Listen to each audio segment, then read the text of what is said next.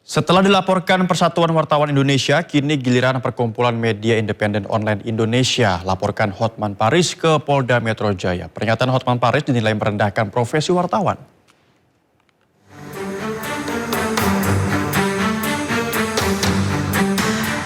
Perkumpulan Media Independen Online Indonesia didampingi sejumlah kuasa hukumnya mendatangi Polda Metro Jaya Selasa siang untuk melaporkan Hotman Paris Hutapea. Perkumpulan Media Independen Online MIO Indonesia menyesalkan pernyataan kuasa hukum ex-Jampitsus Hotman Paris Hutapea dalam konferensi pers yang dinilai merendahkan profesi wartawan dan kerja jurnalistik. Pernyataan Hotman yang mempertanyakan kapasitas dan intelektualitas wartawan dengan ungkapan yang merendahkan dinilai MIO Indonesia bukan lagi semata-mata perbedaan pendapat. Bahwa profesi wartawan tidak boleh dihina dan direndahkan secara sembarang di ruang publik. Jika ada wartawan yang salah, koreksi. Jika ada berita yang keliru, gunakan hak jawab dan koreksi. Jika ada dugaan pelanggaran kode etik, laporkan melalui mekanisme yang tersedia. Namun jangan menghina profesinya. MIO Indonesia meminta polisi untuk memproses laporan tersebut secara profesional, objektif, transparan, dan sesuai ketentuan hukum. Hotman dilaporkan pasal penghinaan dan menyerang kehormatan orang lain secara lisan, serta undang-undang pers. Dari Jakarta, tim liputan iNews melaporkan. Kita ke informasi lain pemirsa, posisi Wakil Presiden Gibran Raka Buming Raka yang tidak duduk sejajar dengan Presiden Prabowo Subianto pada sidang Kabinet Paripurna kemarin jadi sorotan. Istana pun buka suara, Menteri Sekretaris Negara Prasetyo Hadi menyebut perubahan tata letak kursi hanya persoalan teknis semata.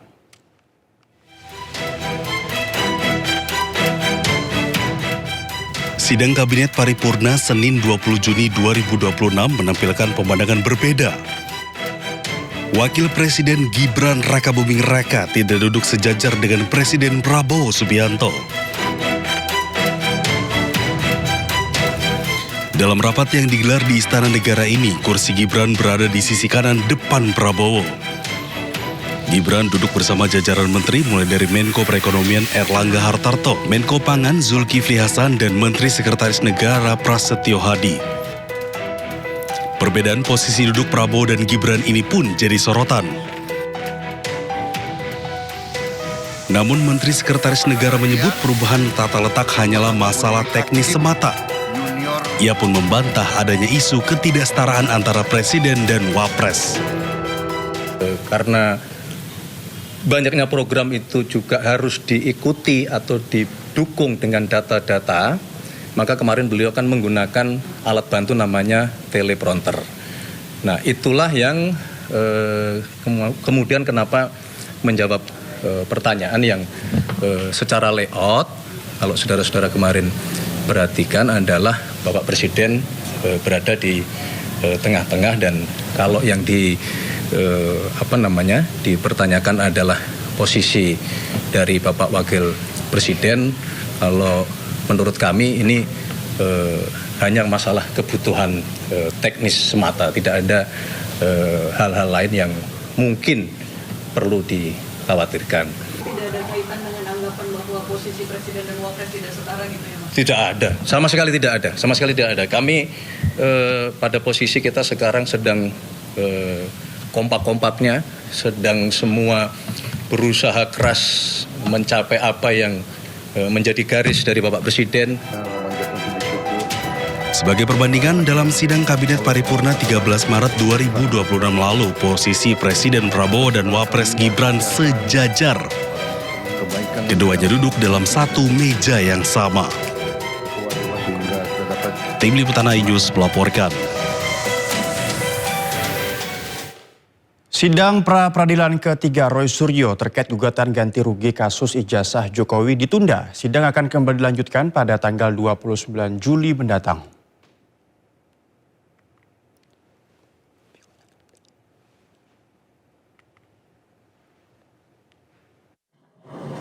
Begitu saja sidang hari ini. Ada yang Iya, gelar Dr. Roy Suryo yang diterbitkan Universitas Negeri Jakarta dilaporkan oleh YouTuber Nusantara dan Gibran Isti ke polisi hingga Kemendikti Saintek. Apabila hasil pemeriksaan Roy Suryo terbukti melakukan pelanggaran akademik, maka gelar doktor dirinya terancam dicabut. Inilah ijazah asli yang saya dapatkan dari Universitas Negeri Jakarta sah. Di sini ada embosnya.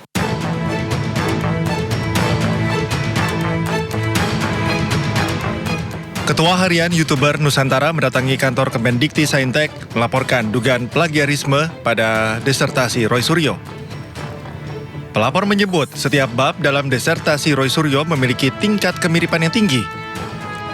Taufik menyerahkan semua bukti-bukti dugaan plagiarisme kepada pihak Kemendikti Saintek yang dinilai memiliki tingkat kemiripan pada setiap bab. Perlu kami tegaskan bahwa hari ini adalah rangkaian dari komitmen saya dan teman-teman untuk kemudian melakukan penelusuran terkait pelanggaran akademik yang dilakukan oleh saudara RS. Jadi ada dua hal. Pertama adalah pelanggaran akademik, yang kedua adalah pelanggaran terhadap tindak pidana. Nah, tindak pidananya beberapa hari yang lalu sudah saya laporkan dan itu menyangkut dengan pencemaran nama baik, fitnah. Dan hari ini juga sebenarnya berpotensi ada tindak pidana yang kami duga dan kami mungkin layak dan patut untuk kita bawa ke ranah hukum.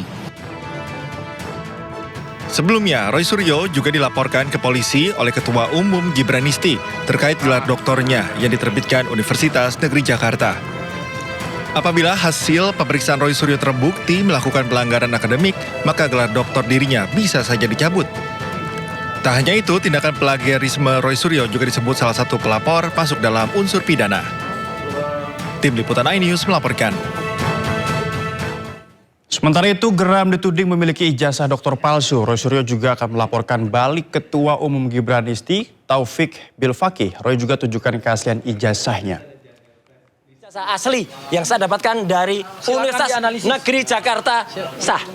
Di sini ada embosnya. Ya, tuh ada embosnya. Ada juga watermarknya. Dan ini bukan ijazah, lintasan stempelnya jelas. Dan ini bukan ijazah baru dicetak di Pasar Pramuka dekat dengan UNJ, enggak. Pimpinan DPR RI mengingatkan agar Babinsa dan Babin Kamtipnas tidak menjadi alat untuk menakuti masyarakat dalam pengawasan pajak. Informasi lengkapnya usai jeda, tetap di Sindosia.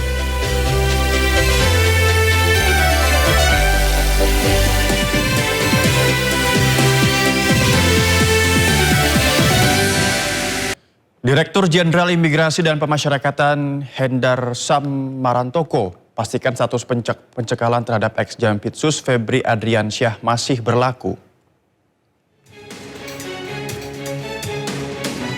Hal itu ia sampaikan merespons penerbitan 3 sprindik baru yang dikeluarkan Kejagung di kasus yang menjerat Febri Adriansyah.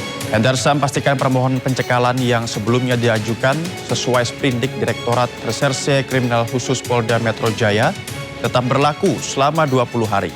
Terkait hal tersebut, Hendar Sam pun menjelaskan imigrasi hanya sebagai pelaksana teknis untuk kasus hukum. Apabila aparat penegak hukum dan kementerian terkait ajukan cekal, maka pihak imigrasi wajib menindaklanjuti. Sesuai dengan hukum acara masih berlaku yang lama sampai dengan 20 hari dan kemudian nanti kami tinggal menunggu permintaan daripada penyidik dari kejaksaan apakah akan ada cekal lagi atau tidak. Jadi harap diketahui bahwa imigrasi hanya sebagai pelaksana teknis saja untuk kasus-kasus seperti ini. Jadi memang apabila ada dari aparat penegak hukum, dari kementerian terkait mengajukan cekal, maka kami wajib untuk menindaklanjutinya. Menteri Sekretaris Negara Prasetyo Hadi menyebut keputusan Presiden terkait pengangkatan Jaksa Agung Muda Tindak Pidana Khusus atau Jampitsus baru akan ditandatangani dalam 1 hingga 2 hari ke depan. Prasetyo pun mengatakan Jaksa Agung telah mengirim surat resmi pada Presiden Prabowo Subianto pada pekan lalu terkait usulan nama calon Jampitsus pengganti Febri Adriansyah. Yang Lalu Bapak Jaksa Agung telah secara resmi berkirim surat kepada Bapak Presiden berkenaan dengan usulan nama pejabat Jaksa Agung Muda Tindak Pidana Khusus yang beberapa waktu yang lalu yang bersangkutan yang saat itu menjabat mengajukan pengunduran diri. Nah, dan waktu itu kami juga menyampaikan bahwa kami mohon waktu untuk dibahas sesuai dengan mekanisme di tim penilai akhir, dan insya Allah 1-2 hari ini sudah akan ada keputusan dan Bapak Presiden akan menandatangani kepres pengangkatan pejabat.